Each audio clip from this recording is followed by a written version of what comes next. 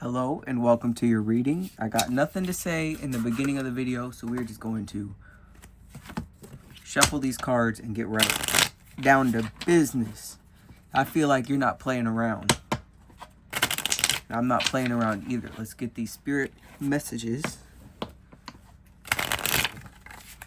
Okay, let's see what flew out. Four of Pentacles. So that immediately says something sturdy, something strong, maybe too strong. We'll see. It's like holding on to a coin very firmly is the typical. Woo. Okay. The Fool.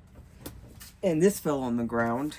The Knight of Pentacles. Knight or Page of Pentacles. We got a young pentacle there.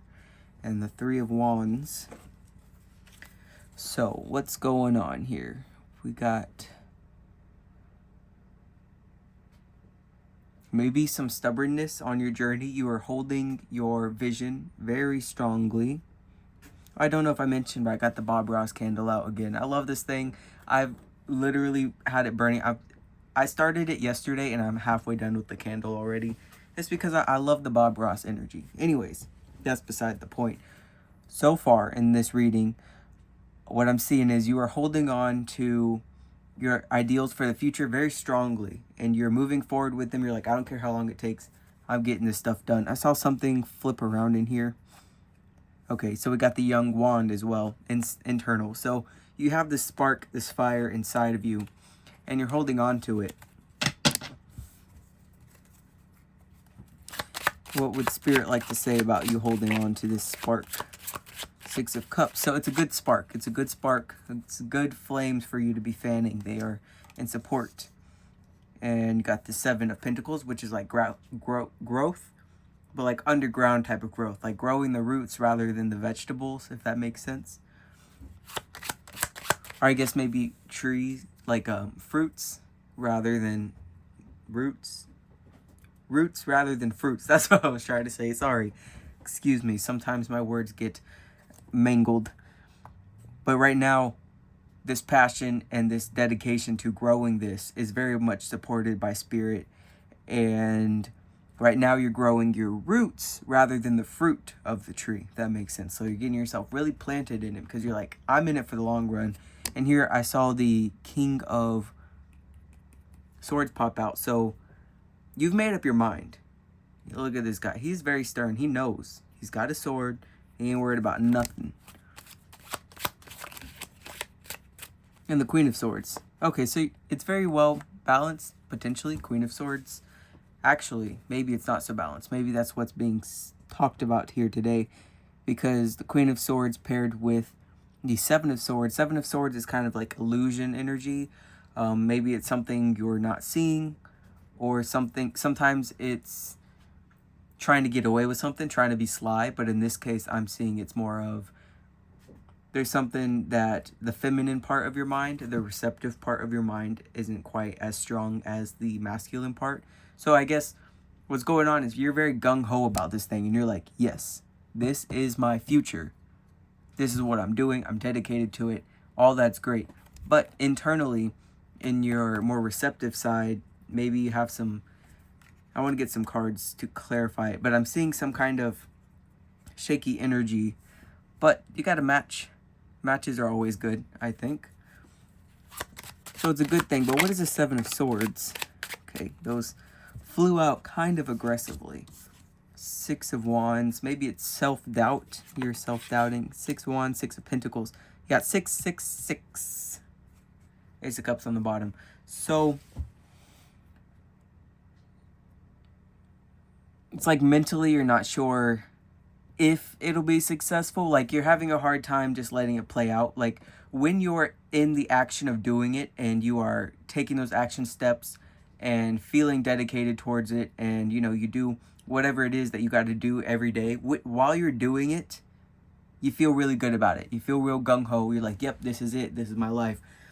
But then when the time comes to put the thing away, because you've completed your task for the day, you've done all the learning and growing you could possibly do for one day, and now it's time for you to just sit back and rest, because there's always a good balance. All things have balance in that way. But when it's time for you to rest, you're like, I'm not so sure. Maybe it's not actually going to work out. What am I doing just sitting here when my goals aren't accomplished yet? If I'm not working and I'm just sitting here, things aren't going to happen. How will I be successful if I'm just sitting down? And while you're sitting there resting, you're completely discounting all the work that you actually did do. So while you're doing stuff, you're like, okay, this feels great. I love this. I'm so dedicated. But then when it's time to rest from that thing that you love doing, that's when the doubts start to creep in. That's when you're like, I don't know how I'm going to make this thing happen. I don't know if this thing will happen. Will it ever come to me? Will it ever be successful? So that's where the imbalance is. And I guess that's what Spirit has brought you to this reading to address. It's a matter of emotion. And I never read reversals because I read with playing cards, and there are no reversals. But this is a reversed heart.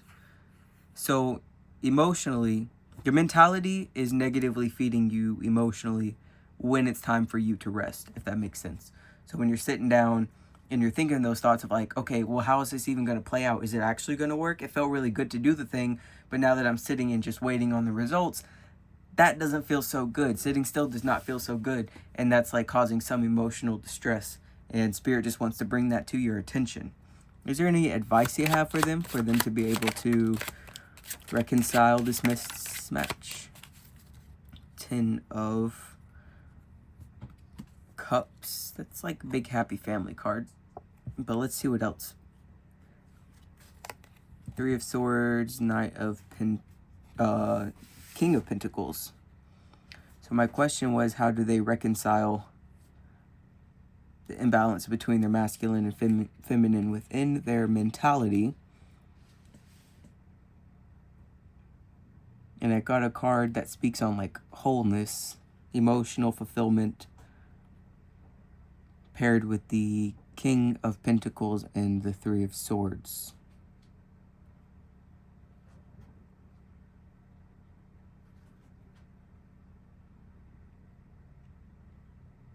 That's quite interesting. And you also have the 6 of Swords on the bottom.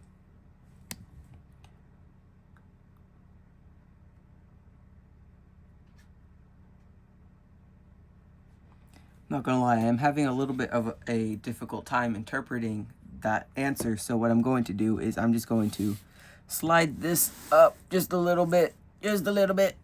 I'll pull out the cards we were inquiring about so they can stay within the frame. And let's take a look, a deeper look. So mentally, when you are sitting still, you find it uncertain that this thing that you are putting action towards is actually going to happen, and that has a negative impact on you emotionally. And the way to fix that